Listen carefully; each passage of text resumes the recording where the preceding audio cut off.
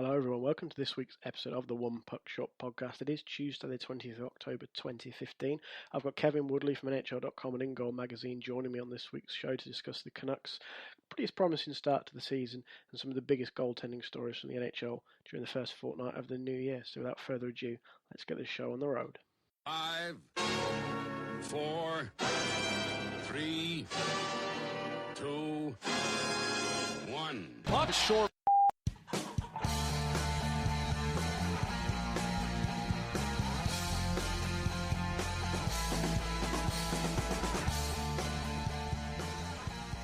All right, before we get underway with this week's show with Kevin Woodley, a couple of news and notes I wanted to touch on. First, Logan Couture, the San Jose Sharks forward, he's going to be out 4 to 6 weeks with a fractured fibula just above his ankle. He was hurt. I think it was in training on Saturday. So Couture's out. That's a loss for the Sharks. They've had a good start to the year, and he's a big part of that. He's a key player for them. So 4 to 6 weeks could have been a lot worse. A lot of talent in that team. They may be able to keep it going in his absence. Obviously, Martin Jones' start is a big part of that. We'll talk about that a little bit later with Kevin. Sidney Crosby's a big story in the NHL right now. Pointless through 5 games. That equals his longest career pointless streak. Now, I can't say I'm particularly worried. It's Sidney Crosby. And he's working hard. As everybody said, he's working hard. It's kind of a cliche now. But these things happen. A lot of great scorers haven't. And Bruce Boudreau was on Hockey Central today talking about Perry and Getzlaf and how he knows once one goal comes, 2, 3, 4, 5 tend to follow. It's the same when he coached the Capitals with Ovechkin. So he's not so worried with Perry and Getzlaf. Same reasons I'm not so worried with Sidney Crosby. This is a guy with immense talent, still the best player in the world. I think he'll come good. And finally, Curtis Glencross has retired. He had a couple of PTOs this summer with the Maple Leafs and the Avalanche, but he couldn't find a deal. He played 507 NHL games for the Ducks, Blue Jackets, Oilers, Capitals, and mainly the Calgary Flames. 134 goals, 275 points. He was a good player, a solid player. I still think he could have contributed, but he's going to retire. He's only 32. He made his debut at 25, so kind of a symbol of the way the NHL is going now, I think. A lot of older guys being phased out for some of the younger kids who are on lower contracts, lower cap hits. The cap crunch is really starting to hit these guys. So, right, let's move on to the show. Kevin Woodley will be joining me. One Puck Short is brought to you in association with Eastside Hockey Manager, an in-depth ice hockey management simulation brought to you by Sports Interactive and Sega, developers of the world-famous Football Manager series, coming soon for PC via Steam.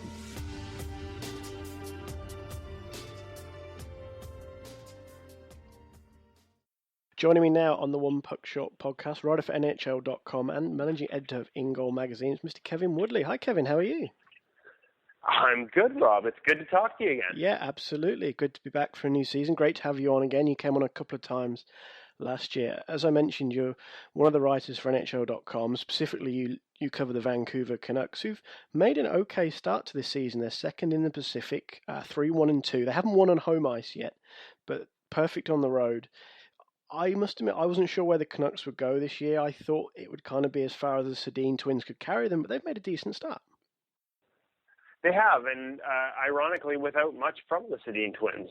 They've, they're for all the attention on Daniel and Henrik, their resurgence last year, most of it was on the power play, and the power play has been a mess early this season, and there's lots of talk about the need to bring Yannick Weber out of the press box to spark it, and that's a source of contention among Canucks fans. So I think even more surprising than the start is how they've done it, because they are, both as a top line and as a team, so reliant on their special teams, and the penalty killing and Ryan Miller have been great, but so reliant on their special teams. To see them have this early success and not have that going is doubly surprising. Yeah.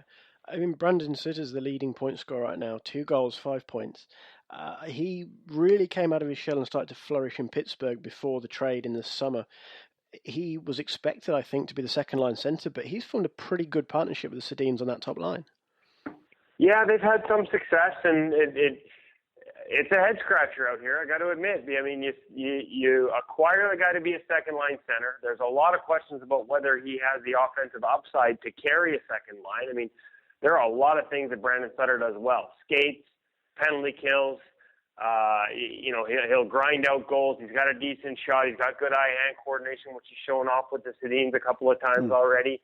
but seeing the ice and puck distribution is not one of them. So that's just not his strength. And so to pencil him in as a second-line center had a lot of people scratching their heads. And yet the play of Bo Horvat in the preseason, they were just deadly afraid to add the expectations of top six forward to this kid in his second year. And he played so well in the preseason that he effectively earned that spot. They couldn't worry about expectations. He basically made up their mind for him with how well he played in the preseason. Now it's dried up a little bit here in the regular season, but it's kind of so Sutter's not going to be your second line center, but rather than drop him to the third line where Jared McCann's been okay, play him on the wing. And it's an experiment that had a lot of people shaking their heads, but one that at times has worked. And yet saying that, it sounds like in practice today, they're probably going to go away from it, and Sutter will be back on the third line, and we'll see Vrbata, who's yet to have a point, play with the Twins Thursday night against the Capitals.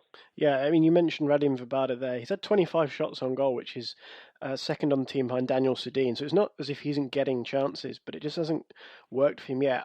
Was part of the move acquiring Sutter and moving Vrbata down to the second line, is that to try and generate a bit more offense from the rest of the roster? Because last year, the top three scorers, Sedin, and Vrbata, and then there's kind of a drop-off to Nick Bonino, who went to Pittsburgh in that trade for Brandon Sutter. Was it trying to balance out the roster a little bit to relieve some of the pressure on that top line, and is it just that it hasn't worked yet for Vrbata and the other guys? Well, I mean, that's been the quest here for 10 years to, and especially now with Kessler gone, is to make sure you have more balanced attack. And I think what Sutter gave them was strength down the middle. Henrik, Horvat, Sutter, however you want to put that order there, that's pretty good in a Western Conference and that has a lot of big, heavy centers and a lot of depth down the middle for a lot of teams. So for Vrbata, though, it's a lot of his production. Again, we talked about special teams being key, and it was on the power play for him last year, and that's where he really clicked with the Sedin. I don't know. Everyone in this market, Rob, clamors for Vrbata with the Sedins. I got to be honest with you.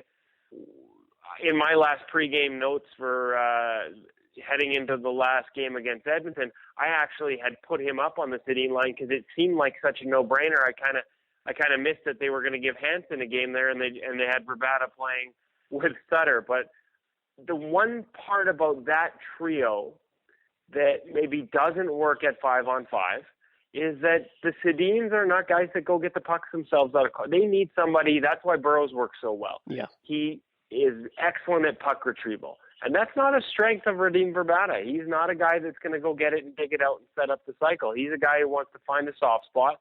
You find him the puck, and he one-times in into the back of the net. And so there are questions. The Sedins would prefer a guy like Burrows who goes and gets them the puck to having to do that themselves.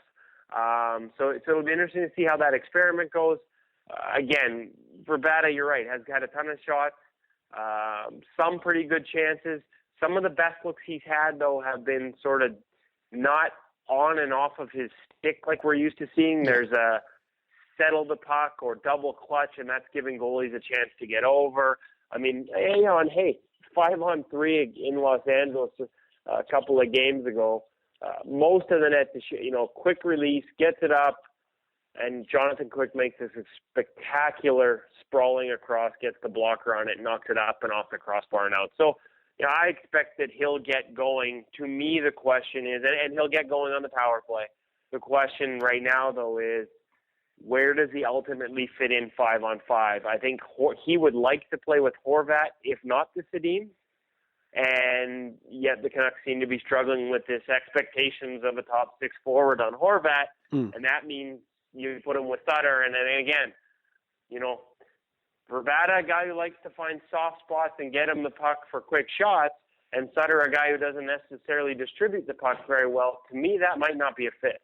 No, and I think a lot of people would agree with that. And seeing Vrbata jump back up to that top line later this week with the Sedins, maybe it's a way to try and get his season going a little bit. He had 30 goals last year. You mentioned Alex Burrows a couple of times. He's had a couple of bad years, really. His production's been down. He's had a few injuries as well. He's got 4 points in the opening 6 games. He's looked a little bit more like the Alex Burrows of old. It seems to me to be quite a big season for him. He's not a young guy anymore. He's 34 now. So, how is his role on the team developing? Is he still looked to as a key scorer? He's got 2 more years left on his contract at $4.5 million each. Where does he fit in this team now?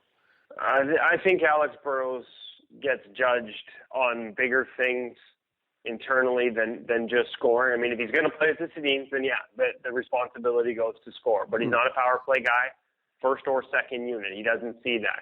He is, however, a big part of a penalty kill that was among the best in the league last year and is going to need to stay there again this season. He's an important guy in the locker room as well. You've got a generation gap here in Vancouver. You got a bunch of 35-year-olds and a bunch of 19 and 20-year-olds. For sure, yeah. And that's a delicate balance in a locker room. And I think Burrows is one of those guys that they want to Jim Bennings used it to describe guys like Dorsett as well, a culture carrier, a guy who leads by example in terms of how he does his work off the ice and in the gym and all those elements, but also a guy whose personality, Sedins aren't the most outgoing people. Just a guy whose personality will help kind of bring things together in that locker room. And it's not delicate, but it's an interesting balance. There is a you got the 35-year-olds who, when practice is over, they got to go home and take care of kids. Yeah. And then you got the 19-year-olds who are still kids on their own. In the room it seems great. They're all going their separate ways, and there is a pretty big gap there between those sort of separate parties, and it'll be interesting to see how that all plays out. And I just think Alex Burrows, because of his personality, is one of those guys, even though he's got kids himself now, who can help kind of bridge that gap. Yeah, you've mentioned Bo Horvat a couple of times. Ben Hutton's had a great start to the season as well. Jake Virtanen's getting a look in there. There is that gap. It's quite clear just looking at the roster and the ages. There is quite a big gap there between the top guys, Burrows, the Sedins. You've got a few guys who fall in mid like Edler and Hansen, but there is a clear gap. Is there a concern maybe that Hutton might not get the guidance he needs? As I said, he's made a great start, had a decent career with the University of Maine, but do they look to someone like Dan Hamhuis, who's in the last year of his deal but has become a big part of that blue line, to maybe take Hutton under his wing moving forward? Yeah, I think they rely on coaches as well. Doug Litzer runs the defense and is a guy who seems to really build strong relationships with his defensemen and has had some success in that regard. The beauty of Hutton is there's a big difference coming straight out of junior and coming out of college. And so, yes, he's young and he has been just an absolute treat to watch in terms of the way he takes care and distributes the puck, but a real pleasant surprise for them. They were not counting on him being ready right now, and he has just forced his way into this lineup with his poise. And at the age of 22, as much as it's his first year in the pro, I think there is, and he's always got a smile on his face. So he is like a big kid, and yet there is a different maturity, I think, coming out of the NCAA as a 22-year-old than you have at 19 for most of the kids coming out of junior. Bo Horvat was an exception to that. He was ready for that and taking care of himself like a pro before he arrived last season as a 19-year-old. But I don't know that there's those types of concerns from an age and a maturity standpoint on Hutton. For him, it's more about the grind of playing this many games after a lighter college schedule throughout his career. And, the physical play in his own end could become a question mark with time, and as you get more road games and give the other coach a chance to dictate some of those matchups. But poise with the puck, I mean, he's got plenty of it at both ends of the ice. He's been the one power play goal they do have is courtesy of their second unit, and with one second unit power play goal, they are already halfway to matching last year's total from the second unit. They were that reliant on the top unit, and Hutton is. They're hoping he can be a guy who really plays a big role in sparking that second power play unit. And when you watch him run things back there, there's a real hope that they may finally have a true power play quarterback at the point, because they've never, they haven't had that since Christian Ehrhoff, and arguably they don't run their power play through the point anyways. It also runs through Henrik Sedin on the half wall. But Alex Edler is clearly not a quarterback. Yannick Weber's even better as a puck mover and has a hard shot. But they just haven't had that guy to run things back there, and Hutton looks like he could be that guy for a long time for them. And that's encouraging, not just now, but especially as we start to think about post-Sedin era and, maybe the need to have a traditional power play as opposed to having the Twins play catch for most of 2 minutes on their top unit. Ryan Miller's played all 6 games so far. Obviously, there was miniature controversy brewing potentially. Eddie Lack was moved, so they kind of dealt with that a little bit to just keep it as Miller and Markstrom. Markstrom got hurt, so it's all been on Miller thus far. But he has played pretty damn well.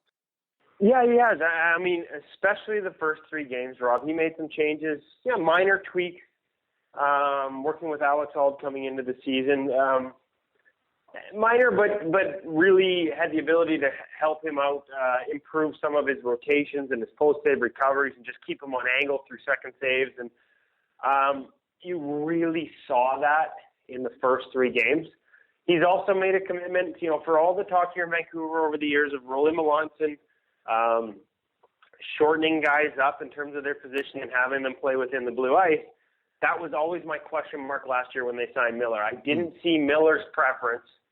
And 12 years in the league, pulling it off at a high level. Yeah. I didn't see that fitting. I thought there'd be problems there, and I think after one season, Ryan Miller has kind of decided that he's going to do things his way, and it's not.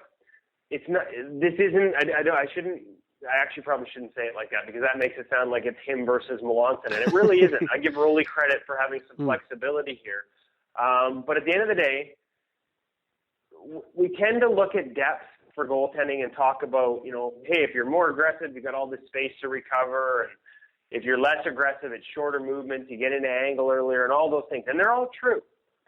But at the end of the day, the goalie has to be comfortable as well. And there are other things that change when you play deeper. And, Eddie Lack plays deep now. It took him 3 years to get used to that because that's not how he played in Sweden. Corey Schneider, when he started his career, and even under Ian Clark, when he was the goalie coach while Corey was in the minors, played above the blue paint. And it wasn't until Rolly came in that he kind of switched that up. And that was an adjustment because you're not moving as much. The positive is you're not as reliant on timing, and you're not at risk of getting caught moving. But waiting on pucks to come at you is a different animal. Yeah. You're sort of sitting there patiently waiting. And, it took those guys time to adjust to it. Ryan Miller, that's 12 years of moving with the play, and now you're being asked to sit back and let it come to you. That's not an easy adjustment. And he's just – what it did to him was he didn't trust his coverage. And so he felt like, wow, if I'm going to be back this far, I need to be more active with my hands. And if you look back at Ryan Miller's career, I mean, he's got a great reactive element to his game. But if you look back at his career, he's also very good at sort of just kind of closing on pucks. And, an untrained eye might even call it blocking. And it's not really blocking, but he really did a great job of sort of squaring up and just kind of taking away the top of the net with small movements. Yeah. And not big dramatic movements that, quite frankly, now that as we start to understand head trajectory and the way the body moves in relation to the head and those old windmill glove saves that we all look good on highlight reels actually open up a boatload of net because they open up the shoulder and they open up the torso. And so what happened is Miller actually went and started opening up net because he was reaching for pucks because he didn't trust his coverage. And so, he is more comfortable, and I believe as a result he might be better at the top edge of the crease. We're not talking about 2-3 feet out, although he does still like to flow back with rushes, but he's more comfortable there. And if he has the ability to recover that space, and I think he's improved that ability through his work with Alex, because now his rotation comes more immediately and he can cut back to his post and stay on angle as opposed to getting caught above or at the top of the paint and sort of reaching and end up kind of falling back and relying on arms. He's really, his post-save recoveries have improved significantly, and you add those two elements, and that could be a real positive for him. Now the question mark is managing his energy levels and his, with Markstrom out, we saw him start back-to-backs here this week, and I'll be honest with you, I had some questions about the wisdom of that, even though it was in Anaheim and LA. So just, the Bucks went to a different rink one day. There was no travel. And it was, he had a shutout in the second game, and it was 15 saves, and it was an easy night, and everybody said, see, you got to start Ryan Miller, and it was a smart decision. Well, yes, it was a 15-save shutout. It was a shutout that you and I might have had a chance to pitch, Rob. It was that easy a night. And it is, and yet within it, I saw some of the old habits in terms of post-save recoveries and reverse C-cuts off the rush as opposed to turning into angle and beating passes, timing his flow. They crept in that game. Yeah. And then he needed to take a practice off 2 days later. And they were there again against St. Louis. Better against Edmonton, but this is where people talk about, have arguments over playing back-to-back nights. Well, there's a situation where playing back-to-back nights didn't cost him in the second end of back-to-back, but I saw examples of it having an effect a week, not quite a week later, but 6 days later. And so, as you get an older goaltender, I've had another older goaltender who will almost certainly be in the Hall of Fame one day tell me now into his mid-30s that back-to-backs are a no-brainer. He doesn't do it unless it's like last week of the season and they got to win to get in the playoffs. He's not touching them because they affect him for an entire week afterwards. So you got to start being, as much as Richard Bachman only played 2 half periods in the preseason and has no action, depending on Markstrom's timeline, and he was stopping shots but not getting up and down today at practice. You got to wonder about the wisdom of continuing to run Ryan Miller out there night in and night out, and especially in back-to-backs. And if Markstrom's going to be out much longer, I'd be getting Richard Bachman down to the AHL if you have to get him a game in, and then bring him back up, because you do start to worry about whether you could hurt yourself long-term by overriding Miller early. We've got our goalie hats firmly on now, I think. One guy who's really struggled out of the gate this year is Sergei Bobrovsky. The Blue Jackets are 0-6-0. Bobrovsky's numbers are terrible. He's given up, on average, more than 5 goals a game. His save percentage is .835. On the penalty kill, he's at 800, and then the team's penalty kill isn't great. It's only running at 65%, which is pretty poor. But most concerning from Bobrovsky's point of view is the comments he made talking to Sean Mitchell of the Columbus Dispatch following the 7-3 loss to Ottawa. He basically said, I have zero confidence right now.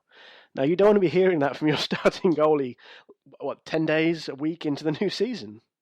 No, that was alarming, and that set up a lot of alarm bells around the league. And it's a weird one because he did some things differently this summer in terms of his training, because he has always been a slow starter. So we tried to change some things up to make sure that didn't happen again this season. And sometimes how it is, the harder you try, the worse things get. And he's shrinking in traffic. He's not fighting for sight lines. He's not fighting for pucks. You're right, they haven't been great defensively.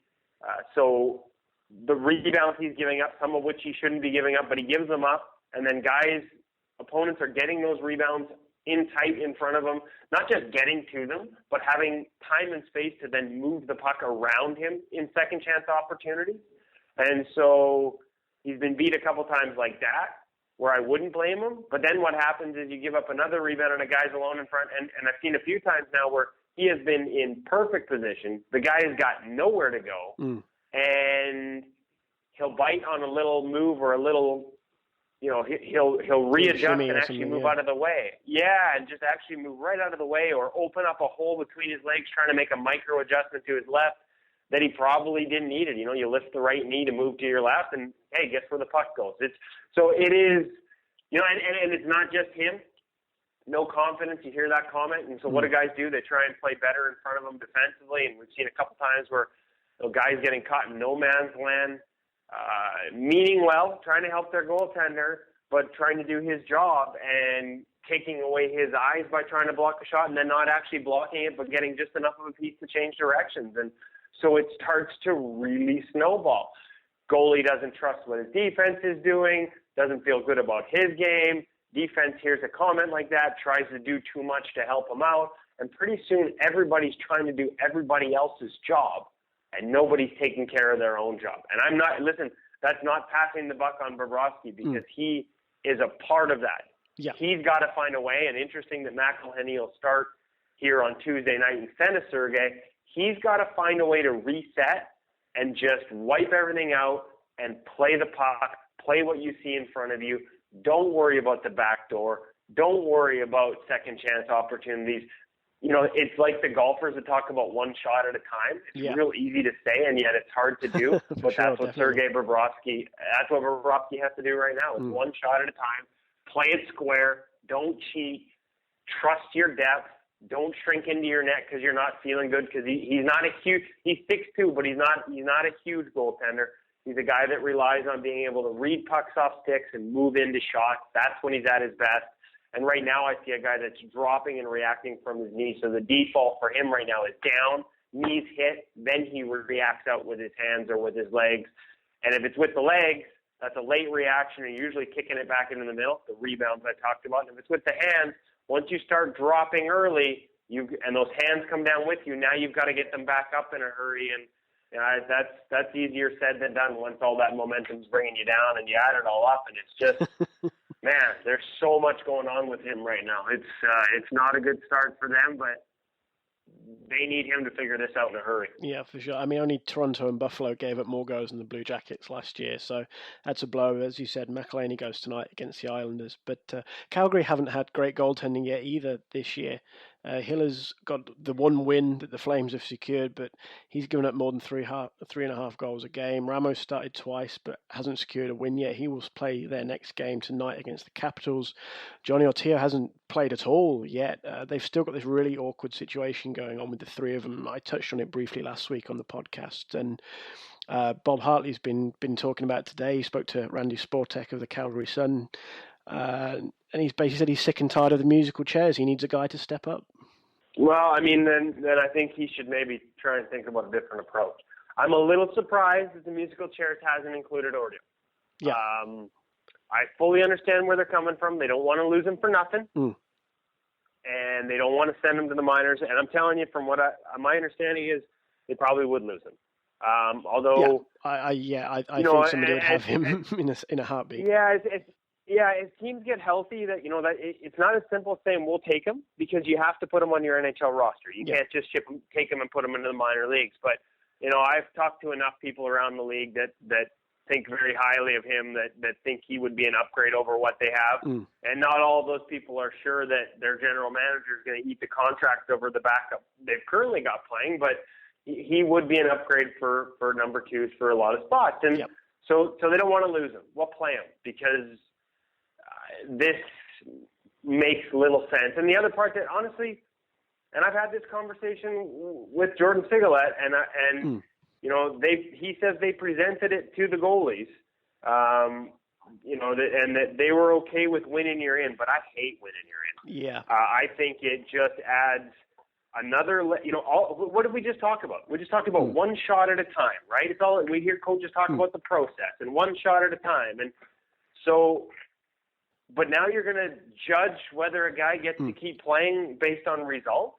You're asking them to be process oriented, and yet their ability to play again relies entirely on results. Now the Flames have said that play well and lose, and you might get the net back, but it just adds a layer of pressure. And I think those guys are capable of handling, obviously, Hiller and Ramo, but it adds an unnecessary layer of pressure to me. And, the other thing is, for two goalies, if you're going to do this, I mean, those guys, you wonder what it does for the defense in front of them a little bit, because they're going back and forth between two guys who play totally different styles. I mean, there's usually a comfort level with a guy behind you playing a certain way, and one of them's in the crease all the time, and the other's flailing wildly out of it a lot of the time. And so you've got two totally different goaltenders. You've got this back and forth winning you're in. If they can't make up their minds and pick a guy, I'd be tempted to go with the old Ron Wilson mantra. As much as I just said the back and forth is better if both guys play a similar style. When he had Nabokov and he had Toskala, and a lot of people forgot about this one year, they literally went back and forth every second start. They just split it evenly. And it wasn't until Naby got hurt late in the season, or maybe it was Tosco that got hurt late in the season, that they rode one guy. But as much you talk to those guys, and they both wanted to be in the net more, they both wanted to be in the net every game. But they never had to worry. They had no pressure of winning you're in, because even if they won or lost, they knew they were going to get another start 2 games from then.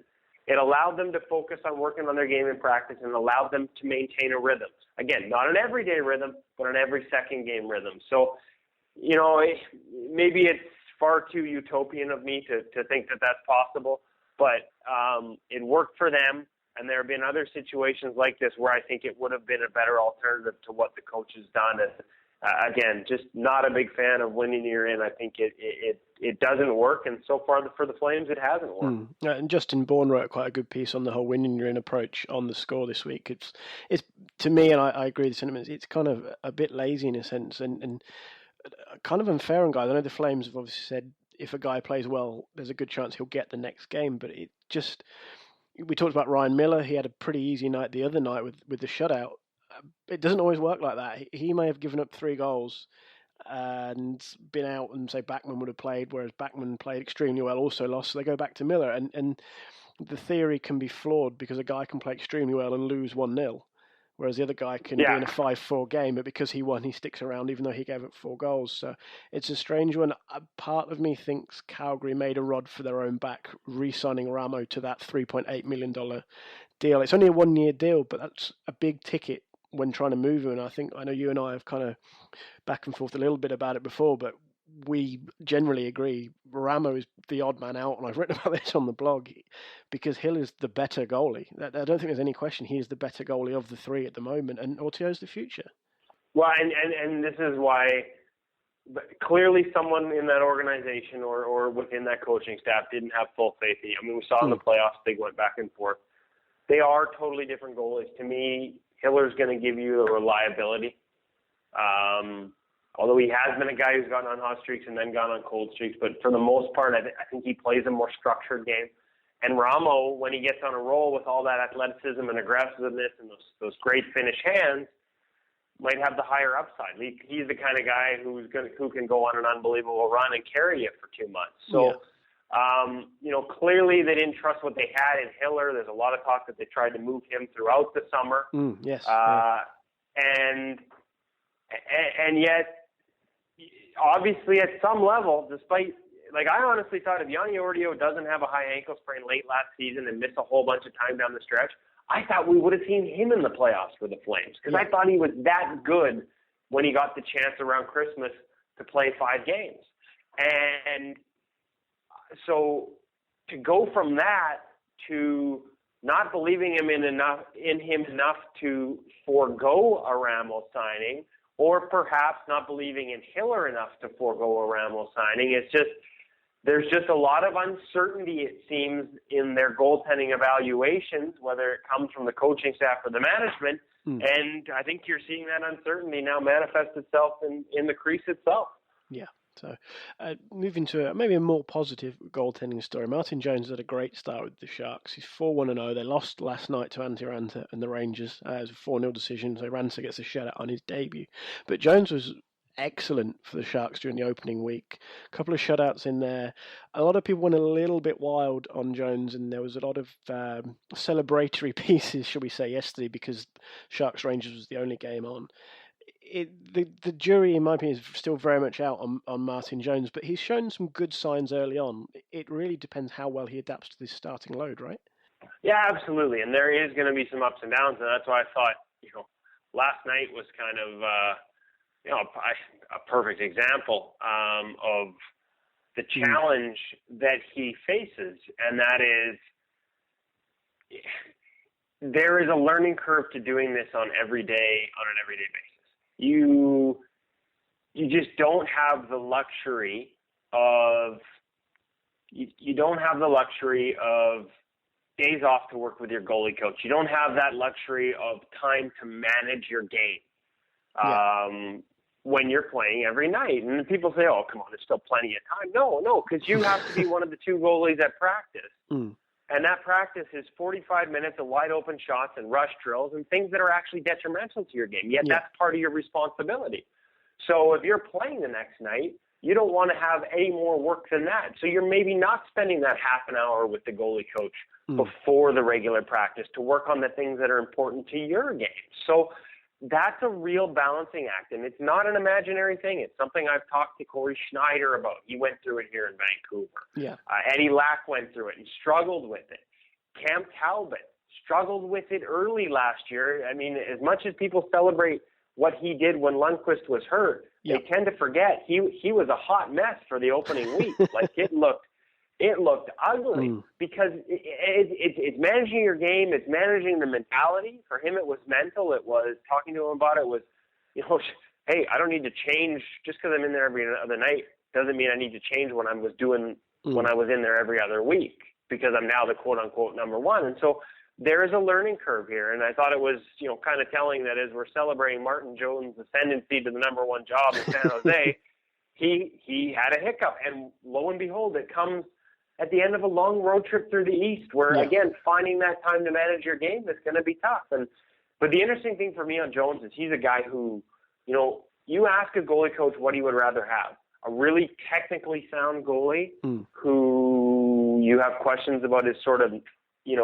instincts and athleticism, or a raw, natural athlete who reads the game exceptionally well, but whose technique is a mess. It's easier to fix the second one. It's easier to add technique to a guy who's natural. Jones is a guy who grew up as a technician and big body, played a really efficient game, and he's actually tried to embrace the other side of his game over the past couple of years more and more and more to become more dynamic. I mean, at a time when most goalies don't even bother, they work with their coaches in the summer and they try and stay away from shinny and all the bad habits that can develop in shinny.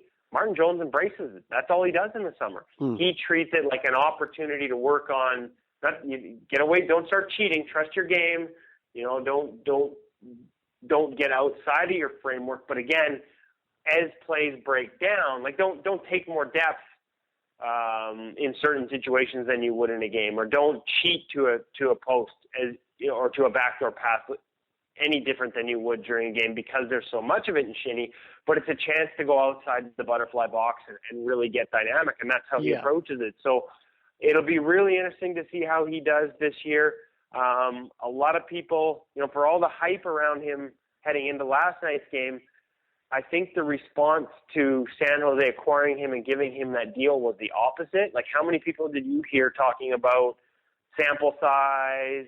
And a lot of people were pointing out that, his numbers were good overall, but they were off the backbone because he'd only played, 34 games. Most of his numbers were formed during his 8-0 start. And that 8-0 start was, what do you have, 3 or 4 shutouts in there, his first 8 NHL games? Like something absurd like that, but behind a Stanley Cup winning defense and, in Los Angeles. That was a good team and a good defense he was behind. So people thought, oh, well, and his numbers after that run were like a .908 save percentage. And people were like, wow, you're giving this guy $9 million over 3 years, and he's such a small sample size, and so much of his success was during one specific run. And when I talked to Jones about that this summer, he kind of had a counter argument that I don't think got brought up enough during the summer amid all those questions. And that was, that's the only time I've had a chance. The only time I've had a chance to play games on a regular basis and get in a rhythm and get comfortable, I went on that run. So the flip side of the coin is that as a backup, he had to deal, and that's something he'd never dealt with in his life. He was always a starter at every level. And now all of a sudden he's playing every 2 weeks and he's got to stay sharp. Well, so as much as people kind of critique his numbers being based on one good run, that one good run was the only time he had a chance to really run with it.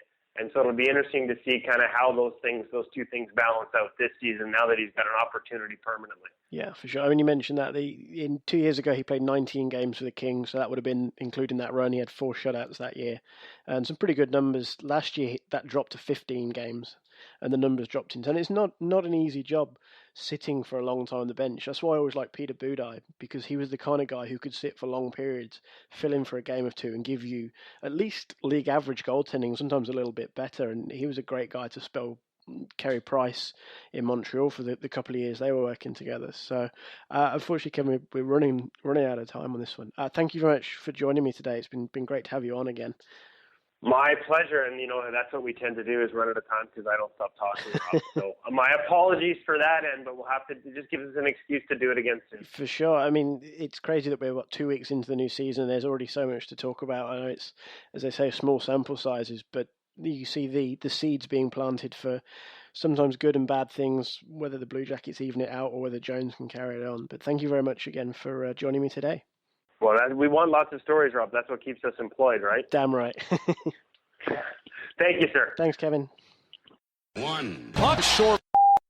That's the end of that one then. Thanks so much again to Kevin Woodley from NHL.com and InGoal Magazine for joining me today. A lot of great stuff in there. I hope you enjoyed it. Always great to have Kevin on as a guest. You can follow him on Twitter at KevinIsInGoal. And if you haven't read them before, go and check out his unmasked pieces on NHL.com. All goaltending based, obviously, but there's some really great insights there into sometimes just individuals. Devin Dubnyk was a feature of one last year, but also some of the other stuff that goes into goaltending, the role of the backup and things like that. Definitely worth checking out. Some great pieces in there from Kevin. Plus, of course, all the stuff that goes on at InGoal Magazine. Housekeeping-wise, you can follow me on Twitter at RobMcGregor35. You can also read the blog, onepuckshort.wordpress.com. And check out the Facebook page, facebook.com/onepuckshort. If you've got something to say or any feedback or just want to get in touch, ask a question, air your views, onepuckshort@gmail.com is the email address. Anything on there. If you're an iTunes subscriber, if you can drop a review, that would be greatly appreciated. It helps shape the show, gets the feedback. Even if you don't like the show, tell us why. Give us the review. Let me know. And as I said, all that feedback is greatly appreciated. All right, that's it for this week's show. Thanks very much again for joining me. And thanks once more to my guest, Kevin Woodley. I'll speak to you again very soon.